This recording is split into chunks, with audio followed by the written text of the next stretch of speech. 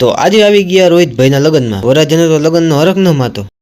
બધા મિત્રોને હારી હવાર. આપણે હવારમાં પ્રતિક ભાઈ નીકળી ગયા દોડવા. આજ તો બહુ ટાઈટ છે, ગ્રાઉન્ડમાં તો બહુ પબ્લિક છે. પછી નાઈ ધોઈને ફ્રેશ થઈ ગયા અને નીકળી ગયા ચેતક લઈને કોલેજ જવા હતું. ફાઇનલી કોલેજ આવી ગયા. તો ફાઇનલી હર્ષભાઈ નીકળી ગયા અને પછી આવી ગયા હેમલભાઈની હોટલે. ત્યાં હર્ષભાઈ ચા બનાવવા માંડ્યા. પછી હર્ષભાઈને મૂકીને આવી ગયા ઘરે. પછી આવી ગયા મેરેજમાં. અંદર તો આ બધા હાવા જ આવીને બેઠા હતા. વરરાજો પણ આવી ગયો. વરરાજાને તો લગ્નનો હરખ નથી માતો. પછી વરરાજાએ મસ્ત મજાની એમને શૂટરો હારે એન્ટ્રી મારી. આજ તો મોન્ટુભાઈ જગમગ થાય છે. આ જો વરરાજો કઈક વિચારમાં ખોઈ ગયો લાગે. એકચ્યુઅલીમાં હવે બકરી ડબ્બામાં પુરાવાની છે ને એટલે.